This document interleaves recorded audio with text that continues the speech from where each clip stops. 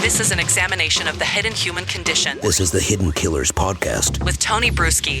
That it is, and we are talking with licensed psychologist Dr. John Delatorre right now.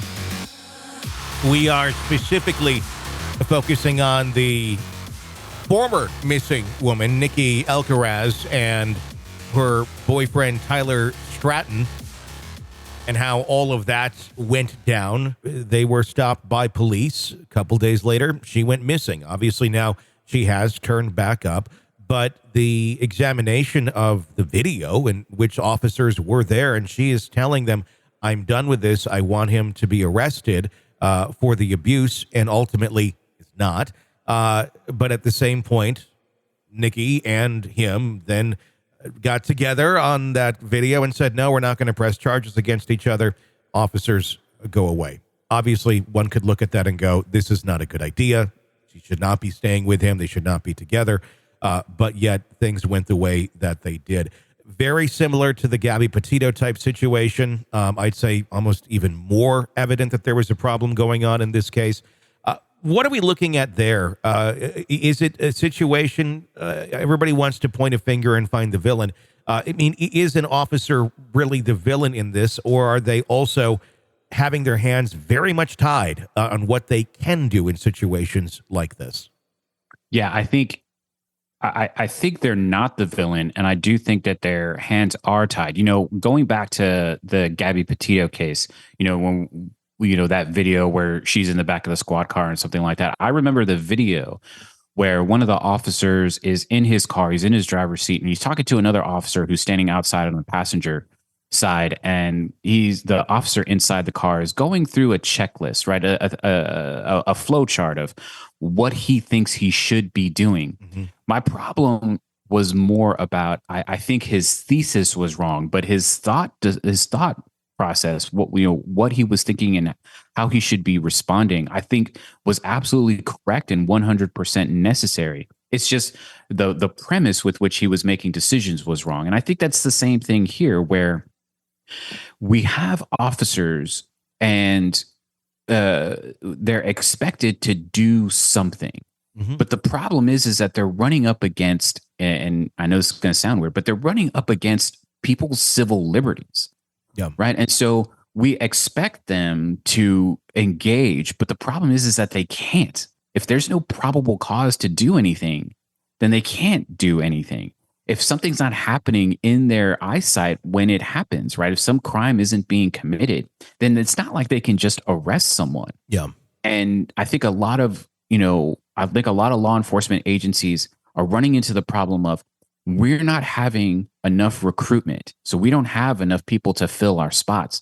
We have to pick and choose what crimes we're actually going to become involved in. And that's a consequence of everything that's going on in our society. It's unfortunate, because I think it means that a lot of crimes that would have gone with some intervention by police aren't not having an appropriate intervention, because there was a time not too long ago where if any cop went to a domestic violence, someone's getting arrested. Mm-hmm. And what we've seen recently is that that's not happening anymore. And that's disturbing, because a lot of us will look at it and go, well, it's common sense. Of course you would arrest somebody. But a thing that people have to keep in mind as well is that officer may very well have a family and children to feed, or just themselves to feed and have a living. And there probably is a lot of fear there of, we don't have the resources for this. Probably off the record, it's been said, cases like this, just try and, if you can get them to agree that nobody wants to press charges and we can move on, less resources we have to deal with. But at the same point, it continues to put individuals in danger where someone should have been able to step in, but because of resources, they're not. Yeah.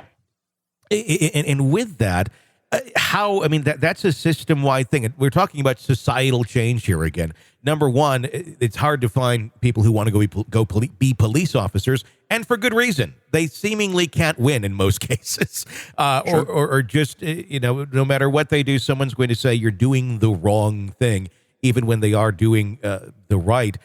How do we find a solution to this? It seems like we've gone back in time almost, in terms of what they'll respond to, what will be taken seriously, for lack of a better term, and be able to root some of these things out better than we have been.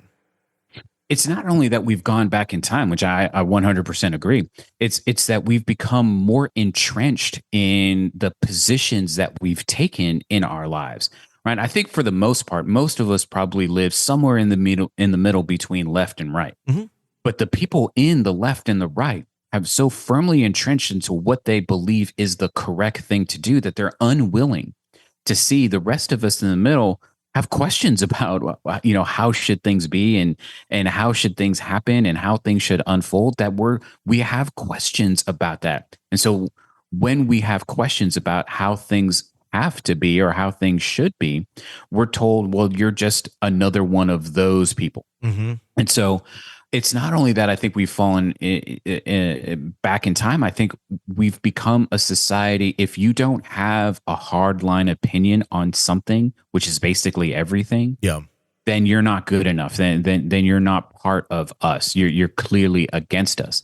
And I think that's what has led people to not join law enforcement, to not participate in politics, to not become lawyers and doctors and everything else that we need in order to be a better society. Because the truth is, there's very little that is absolute, and a lot of things are very gray.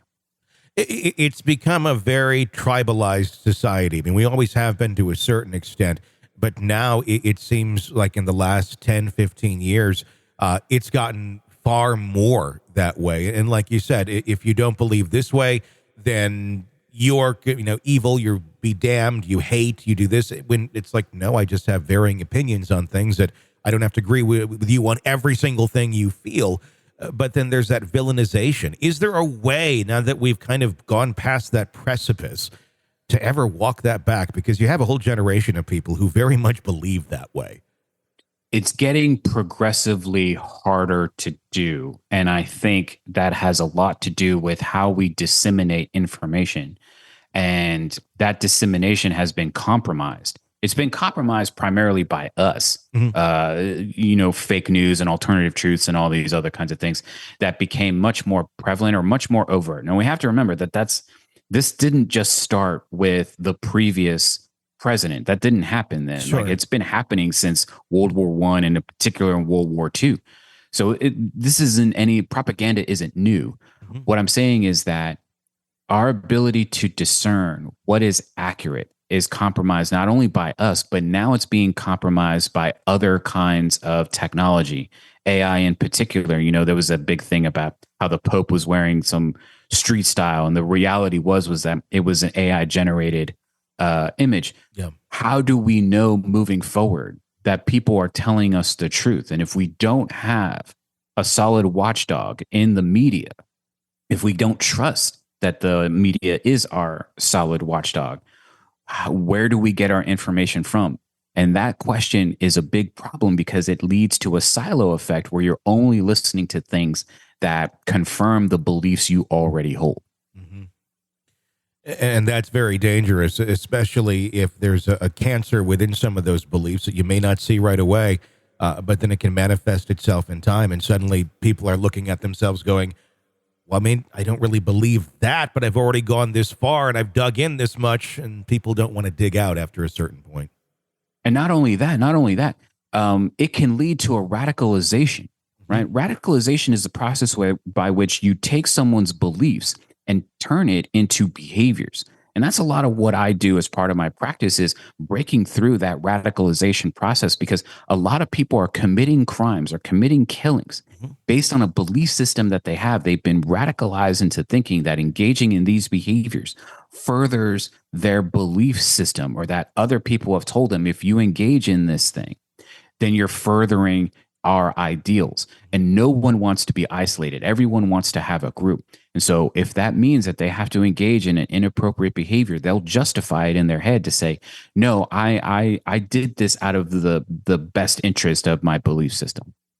This is an examination of the hidden human condition This is the Hidden Killers Podcast. with Tony Bruschi. Dr. John Delatorre, thank you for your insight, as always. Very much appreciated.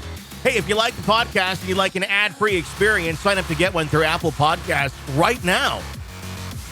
Just Go there to our premium channel, get access to all of the True Crime Today family of podcasts. You can binge on all of them ad-free just for one subscription payment a month to get access to all of the shows. Check it out on our podcast page on Apple Podcasts to become a premium subscriber today. We do appreciate that. My name's Tony Bruschi. Stay with us.